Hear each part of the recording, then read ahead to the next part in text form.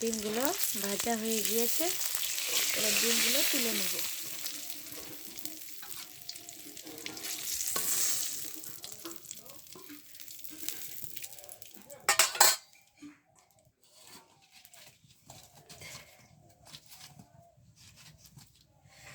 এবার আমি কড়াইতে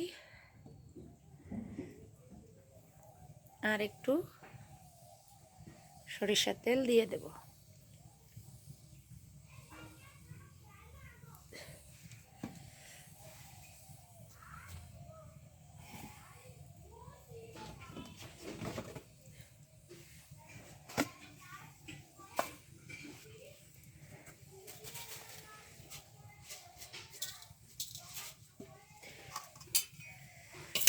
তেল গরম হয়ে গিয়েছে, এবার কিছু এলাচ, দারচিনি, লবঙ্গ, তেজপাতা ফোড়নে দিয়ে দেব।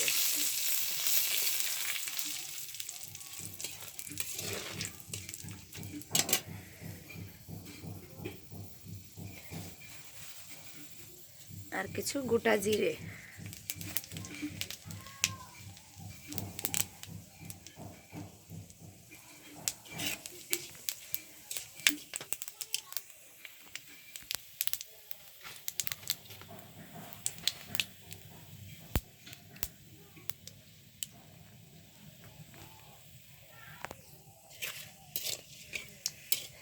জিরেটা কালো হয়ে এসেছে, এবার আমি কিছু মশলা দিয়ে দেব।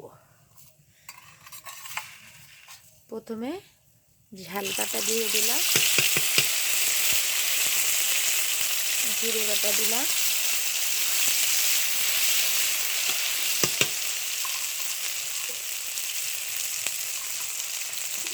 পেঁয়াজ বাটা দিলাম, আদা বাটা দিলাম, এই যে পেঁয়াজ বাটা, আর কিছু ধনে বাটা দিয়েছি।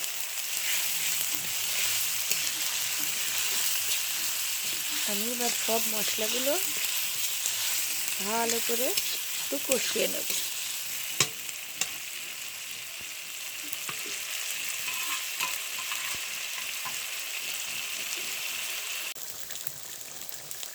এই দেখুন বন্ধুরা, আমার ডিমের ঝাল রেডি হয়ে গিয়েছে। এবার একটু গরম মশলা দিয়ে আমি নামিয়ে নেব।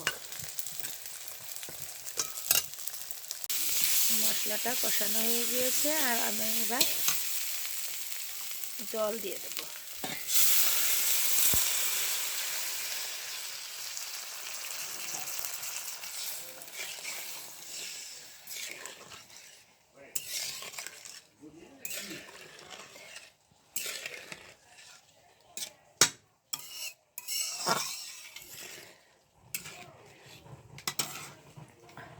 আর দেব, আর একটু লবণ দিয়ে দেব,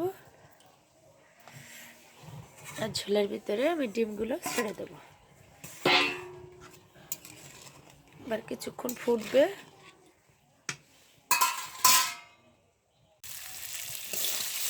মশলাটা একটু কষানো হয়েছে, মশলা দিয়ে প্রায় তেল বেরিয়ে গিয়েছে। এবার আমি মশলার ভিতরে কিছু আলু দিয়ে দেব,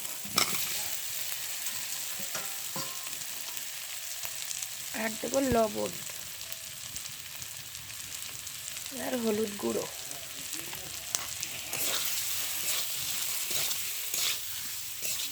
সিদ্ধ আলুটা আর একটু সময় কষিয়ে নেব।